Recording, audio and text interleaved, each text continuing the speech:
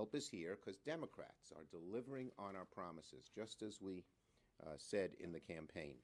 Democrats promise, put us in office, you'll get checks. They're getting checks. Put us in office, the vaccines will start coming forward. Now over 2.4 million shots are being administered a day. Put us in office and we'll do something about child poverty. The American Rescue Plan cuts poverty in half. We're helping feed the hungry. We're helping people stay in their homes.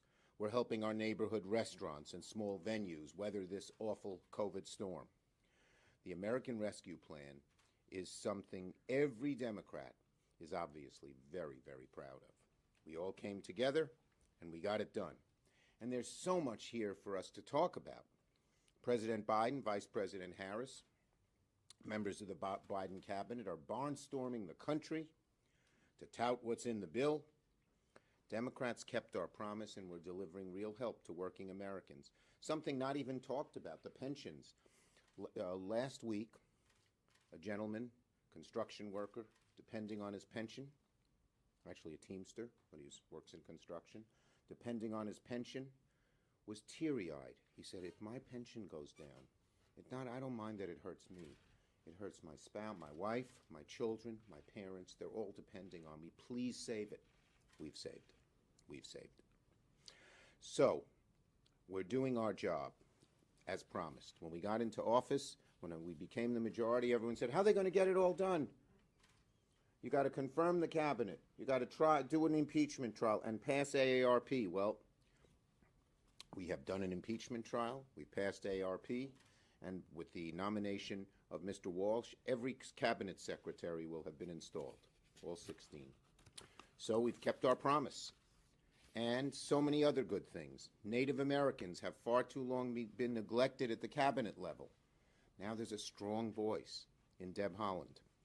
Now they have a seat at the table. Small business needs money. Isabel Guzman is being confirmed as Small Business Administrator. We have to have a much tougher, stronger policy against China. Catherine Tai will be confirmed as Trade Rep.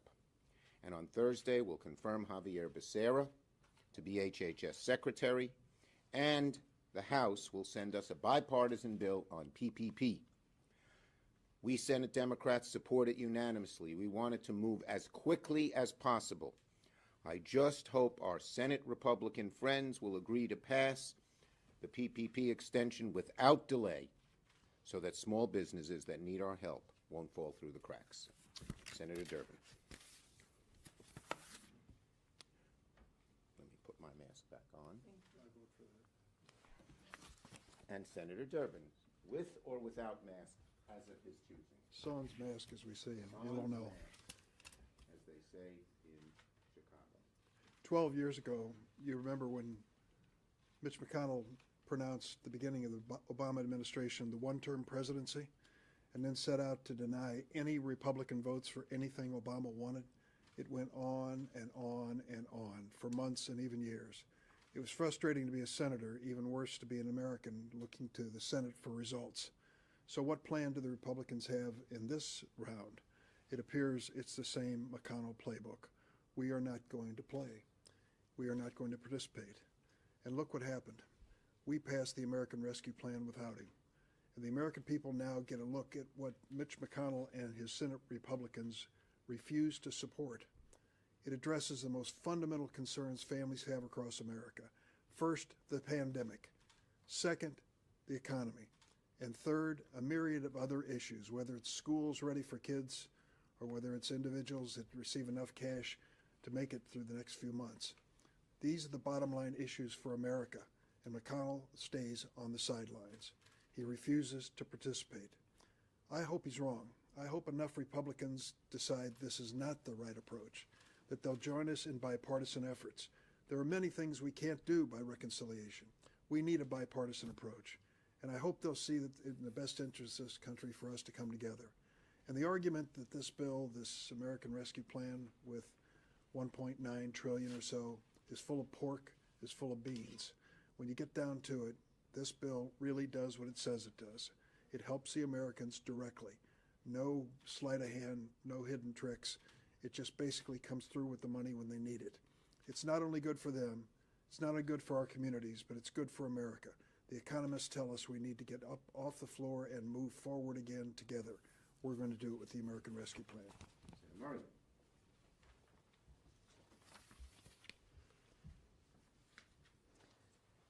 Thank you. I've been thinking a lot lately about something that Vice President Kamala Harris said recently.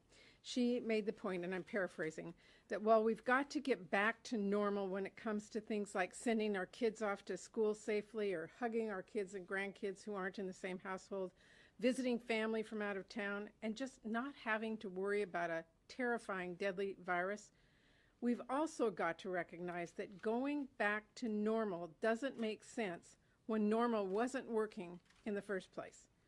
Normal hasn't been working well for working parents, especially moms, even before this pandemic. Normal wasn't working for communities of color and tribes who faced deeply harmful, long-standing inequities across healthcare and education and economic opportunity long before this pandemic started. Normal hasn't been working for our essential workers, many of them who kept our country running this year while making poverty-level wages, or people with disabilities who've long faced ableism and inequity when it comes to accessing health care, getting a job, or receiving a quality education. I could go on, but what I'm glad of is the American Rescue Plan will help our country not just get back to normal, but set a course towards a fairer, stronger country and economy where all of our families and communities can succeed, not those just at the top. Expanding access to affordable child care, direct payments, tax relief for families, making health care more affordable, and so much more that's in the American Rescue Plan are ways to help our families weather the storm of COVID-19 and ensure our economy works for all of us. We've got a lot of work ahead, and we are far from the finish line when it comes to COVID-19. But we are going to stay clear-eyed about the challenges that we face. Make sure the Biden-Harris administration is fully staffed and able to put all of their all into ending this pandemic and continue putting workers and families first in everything we do. Thank you. Senator Stabenow.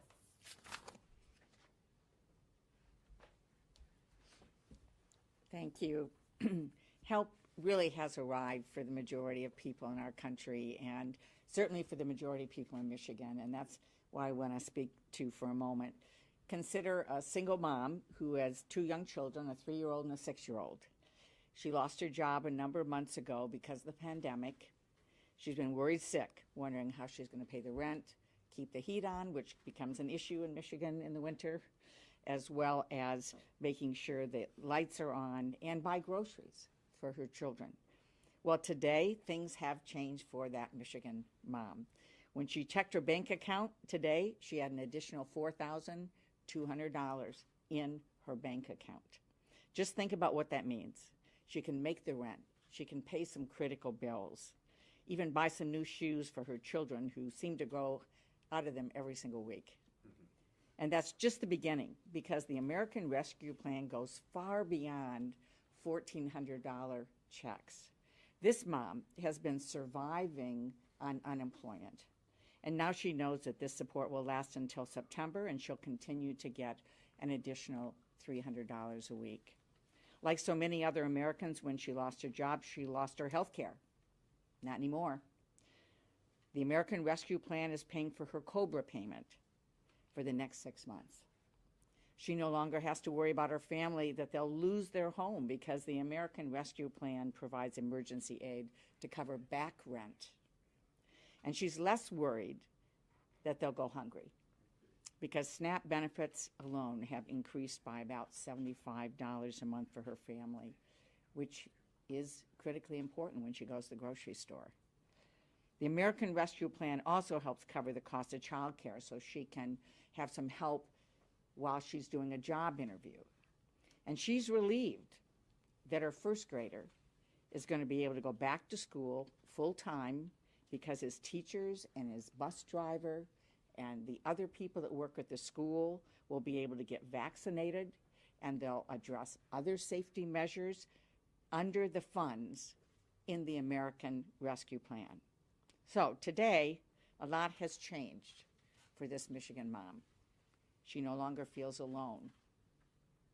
She feels like somebody's got her back. For this Michigan mom and so many others, help has arrived. I thought my colleagues gave Patty, Debbie, Dick, great talks. Good job.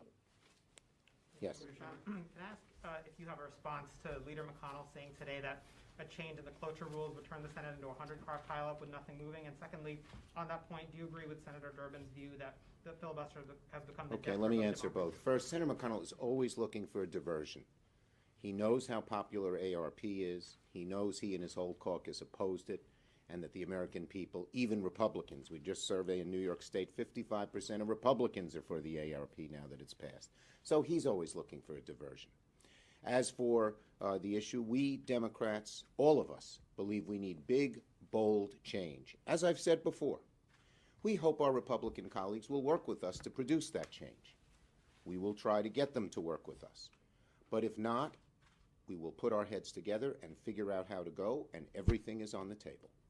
Leader Schumer, after this slate of cabinet nominations is finished, is it your intention to put your China bill on the floor immediately, and will it have the support of the necessary 10 or so Republicans?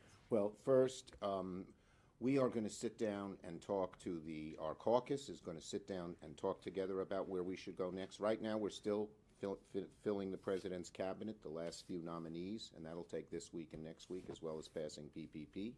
But we will sit down as a caucus and with the Biden administration and decide exactly where to go next. We have a lot of things we want to do.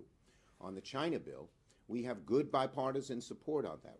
My instructions to every one of the chairs who's working on the China bill is to work with your Republican colleagues. The centerpiece is a bipartisan proposal, the Endless Frontiers Act, proposed by myself and Todd Young of Indiana, and he's very enthusiastic.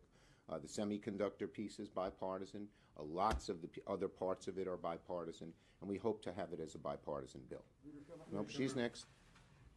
Mr. Leader, two questions. One on the issue of immigration. Obviously, there's an emerging crisis at the border, but why don't you think that there is the will right now to fix it in a big way in your chamber? I mean, just yesterday, Senator Durbin said that there's little chance of passing the president's bill. So what do you think? We believe, look, I think the president's bill is great. And as you know, it's not that different from the bill that Senator McCain and I worked in the Senate with the gang of 8.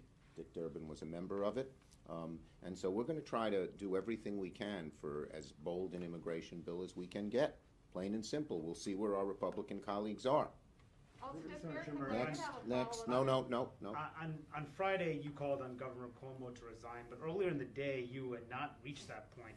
What changed for you over the last several hours to reach that conclusion? As I've said, New York State, under this COVID crisis, needs safe and they need secure and safe and strong leadership. The women have come forward. I'm proud they have. They've made some serious allegations, and they should be listened to. Because of these allegations, the governor has lost the confidence of his governing partners and of many New Yorkers, and he should step down. Have you spoken to him? Next. Have you spoken to him? Next. Following up on the immigration question, I'd like to hear from Senator Durbin on Okay. this issue as well, both of you. I mean, isn't it a problem, though? Aren't there divides in your caucus? You said yesterday, Senator Durbin, that the situation at the border made it harder to move a bill, and you said, the bill is similar, the comprehensive amendment bill similar to Bill 2013, but we're dealing with a border issue now, therefore shouldn't that reflect what is going on there now? And to your point, doesn't that make it tougher? It's a challenge, and the new administration deserves an opportunity to respond to it. And I think it's going to be part of the conversation about immigration. Let's assume for a second they're successful in doing it. And 6 weeks from now, we don't have a situation that's as challenging as the one today. Does that mean the Republicans will come forward for immigration reform? I'm not sure. But I think we need to deal with this reality at the border. I've said to the administration, come forward with your plan. Mayorkas is testifying maybe tomorrow in the House of Representatives, and I'm looking forward to what his suggestions are. We want to work together. But do you think that in that there's... We don't do one question each. Yep. In order to get meaningful immigration reform done, that may include measures for the southern border as well. Are you able to do that in a comprehensive package, or does it have to be done piecemeal? Well, I would like, you look, my strongest desire is to pass comprehensive immigration reform. I've felt that way since 2013 when the House blocked it. And we'll do everything we can to explore that area. The House hasn't sent us the comprehensive bill yet. They're in the process of sending us other legislation. We want to do as much as we can to make immigrants welcome in America, to make sure that America integrates immigrants into our system of government, and we'll keep fighting to get as bold and strong a bill as we can. Will you be open to doing Yes, that? next. We've spent some time now talking about the challenge of immigration. We've talked about infrastructure. I'm curious, with Chairman Sanders suggesting perhaps budget reconciliation needs to be used on a transportation infrastructure bill. What do you see getting done in the Senate on a traditional sort of 60-vote margin? Well, as I said, we're going to try to work with Republicans wherever we can. The China bill is a bill. There are other bipartisan bills that we're talking to our Republican colleagues about, and when we can work with our Republican friends, we will. But we must get bold change, and if our Republican friends block it, we're going to put our heads together and figure out the best way to go. Everything's on the table. It's plain and simple. Okay, thank you, everybody.